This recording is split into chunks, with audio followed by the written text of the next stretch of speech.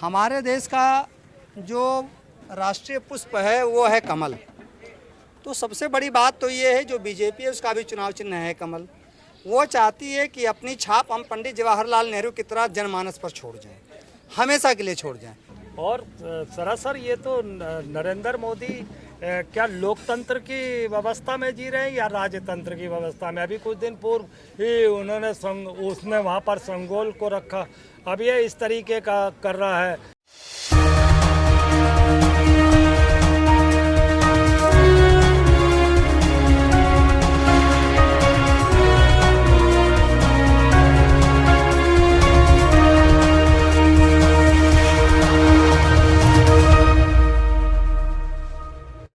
इस वक्त हम मौजूद हैं 10 नंबर की चटोरी गली पर और आज हम एक नए मुद्दे के साथ यहाँ पर आए हैं। मुद्दा ये है कि नई संसद के साथ नया ड्रेस कोड भी लागू किया गया है और उस पर कमल के फूल का निशान दिखाई दे रहा है।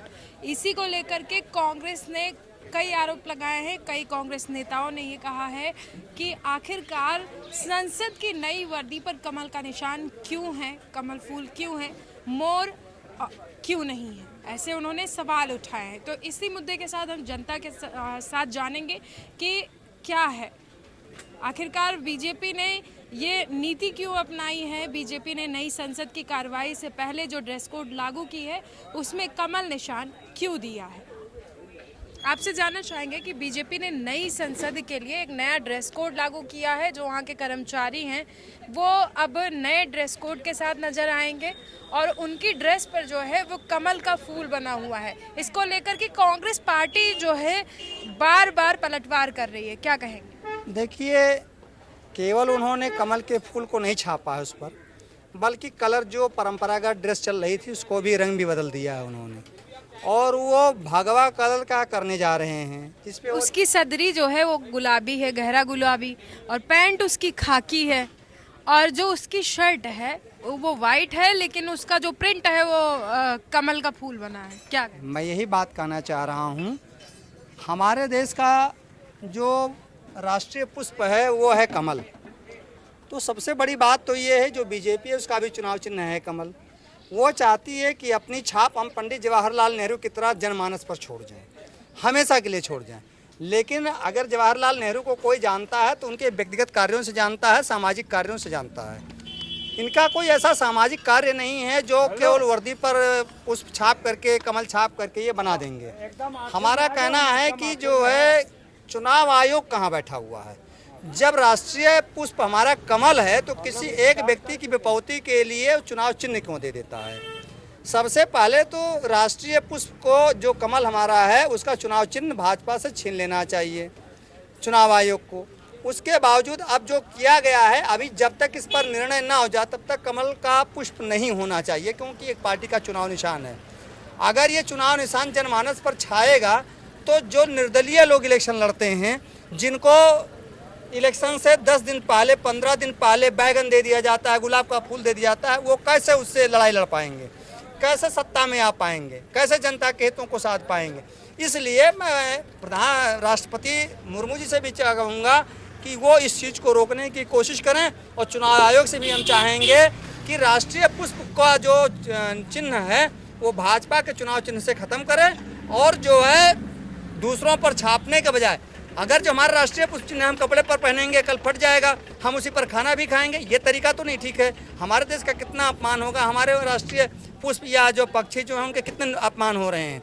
तो इसके माने राष्ट्रीयता ही हमारी खत्म होती जा रही है। अगर उनको बनाना है तो संसद भवन के फ्रंट पर जो है कमल पुष्प बना दें, वो ज़्यादा अच्छा रहेगा, आजीवन बना रहेगा।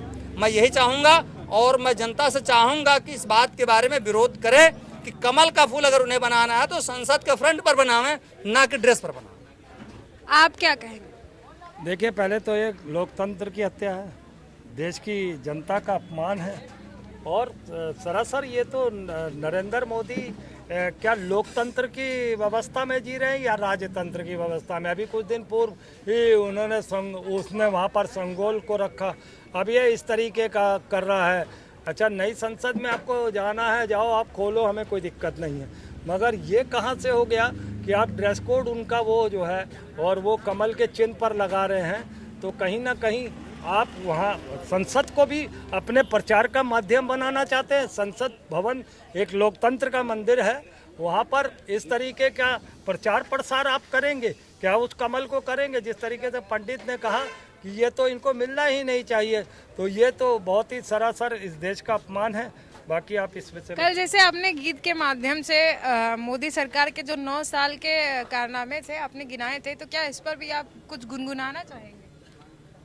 तो फिर मैं एक नया गाना गा देता हूँ आपके चैनल पर। बिल्कुल। वो फिल्म है, वो गमन की पिक्चर थी जिसमें वो थे अपने फारूक शेख साहब और उसमें थी स्मिता पाटिल, और उस पर एक गाना गाया था वो सीने में जलन आँखों में तूफान। आज जो हम महंगाई की मार, आज जो हम शिक्षा की मार, आज जो हम कमल को लेकर के जो ड्रेस कोड बनाया गया है, कमल छापा गया है उस ड्रेस पर। नहीं, ड्रेस कोड पर तो नहीं है मैम, ने महंगाई पर ही बनाया हुआ है। और ड्रेस कोड पर क्या महंगाई पे आपने क्या बनाया? महंगाई है, जैसे शिक्षा है, रोजगार है, हम उससे महरूम हैं, सुरक्षा है, हम सारी व्यवस्थाओं से इतना पीड़ित है। 9 साल से हम जैसे घोषित इमरजेंसी में जी रहे हैं। हम कहीं आ नहीं सकते, कहीं जा नहीं सकते। हर आदमी एक दूसरे आदमी से डर रहा है। क्यों इस तरीके से अपनी ज़िंदगी को इस मुकाम तक ले आया है? और ये सरकारों ने इस तरीके से जो है हम लोगों का माहौल ख़राब किया है, हम लोगों का सब सिस्टम ही ख़राब हो गया। उस पर मैंने एक पुराने गाने की लाइन गाना चाहता हूँ। सीने में जलन आँखों में तूफान सा क्यों है, सीने में जलन आँखों में तूफान सा क्यों है, हर तरफ यहाँ हर शख्स परेशान सा क्यों है, क्या कोई नई बात नजर आएगी हमको, क्या कोई नई बात नजर आएगी हमको, हर तरफ यहाँ हिंदू मुसलमान हो रहा है, हर तरफ यहाँ। बस इसी में जोड़ दीजिए कि अब संसद की नई ड्रेस पर कमल का निशान है। अब इस पे क्या, इस पे तो इस कमल के निशान को तो एक इजाज़ती है, जोड़ने की बात है। थोड़ी सी लाइन ना बन पाए वो तो मुश्किल है। इसका आखिरी पैरा है, क्या तन्हाई की ये कौन सी मंजिल है जनाबो, तन्हाई की ये कौन सी मंजिल है जनाबो, एक शख्स दूसरे शख्स को पहचानता नहीं है।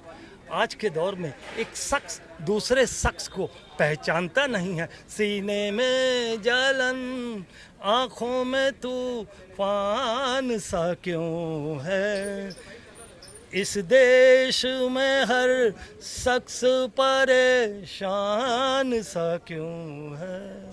बहुत खूब, आपने बहुत अच्छा मतलब जिस तरह से अपने गीत के माध्यम से बयां किया अपने दर्द को, कि इस कमल के निशान से जो संसद की ड्रेस पे आए हैं, अब आने वाले टाइम में लोग और परेशान हो जाएंगे।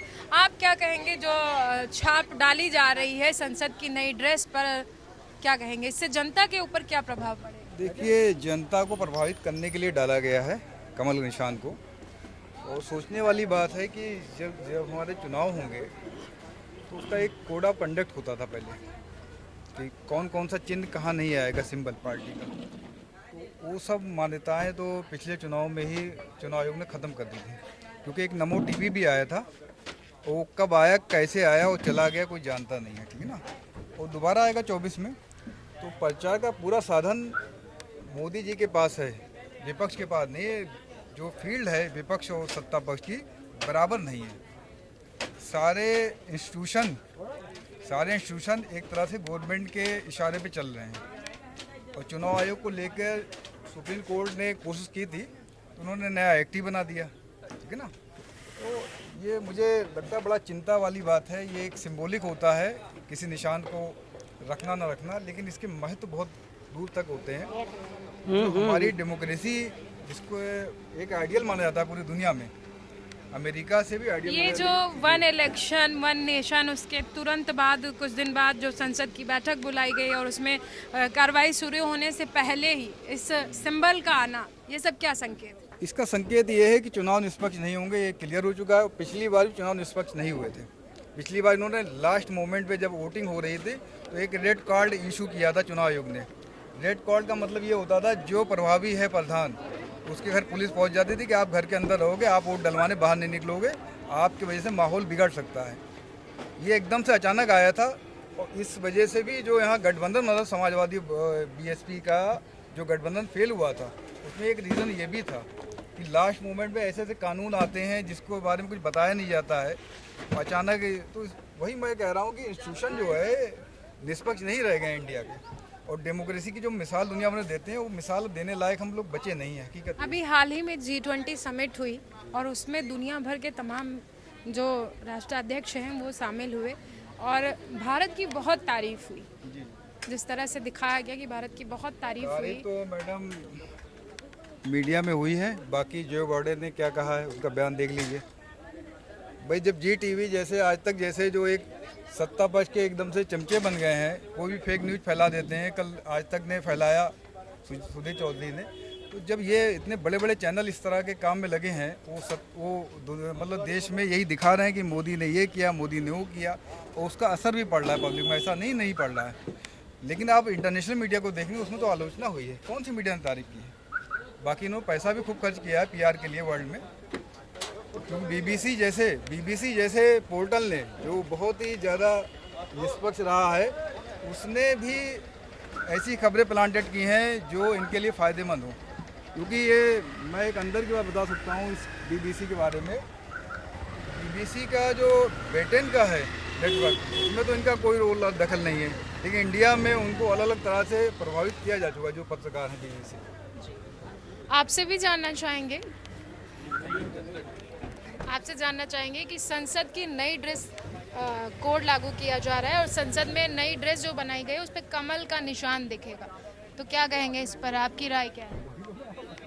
जैसा कि अभी तो मैं उम्र में उतना ज़्यादा बड़ा नहीं हूँ, लेकिन मैं ये नहीं होना चाहिए कि आप पर्टिकुलर कमल का निशान रखते हैं या किसी पर्टिकुलर चीज़ का। अगर ड्रेस आप लागू कर रहे हैं ठीक है, लेकिन आप कमल का निशान, साइकिल का निशान, पंजे का निशान ये सब नहीं कर सकते। कांग्रेस का यही कहना है कि आज इनकी सरकार है तो ये कमल का निशान उस पे संसद की ड्रेस पर ला रहे हैं, और कल को मान लीजिए समाजवादी पार्टी आई या हमारी पार्टी आई या कोई अन्य दल सत्ता में काबिज होता है, तो क्या सभी के जो निशान है पार्टी के, जो पार्टी सिंबल है, वो संसद की ड्रेस पर रहेंगे?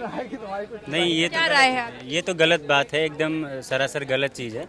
ऐसा अगर होता है तो इसके विरुद्ध आवाज़ हम लोग को उठानी चाहिए। तो कौन उठाएगा हम आवाज? लोग ही उठाएंगे, हम आवाज़। 2024 में क्या करने का इरादा है? 24 में तो जो होगा वो आपके सामने होगा ही, वो तो जनता देखेगी। यही है। आपने देखा कि यहाँ पर मौजूद लोगों ने बताया कि कमल के निशान को लेकर उनकी राय क्या है। उन लोगों का कहना है कि अगर इसी तरह से होता रहा तो आने वाले टाइम में सभी पार्टियां जो हैं वो संसद का जो ड्रेस कोड होगा अपना अपना सिंबल जो है उसमें छापना शुरू कर देंगी। और ये सिर्फ जनता ने नहीं कहा है, बल्कि राजनीतिक पार्टियों ने भी कहना शुरू कर दिया है, क्योंकि जनता और राजनीतिक पार्टियों का जो धागा होता है वो आपस में जुड़ा होता है। तो कहीं ना कहीं ये जो सुगबुगाहट है वो होना शुरू हो चुकी है, और हो सकता है कि संसद की कार्यवाही से पहले ये निर्णय बदल लिया जाए, ऐसा माना जा रहा है। कैमरामैन सूरज के साथ मैं सोनम सिंह, KB24 लखनऊ।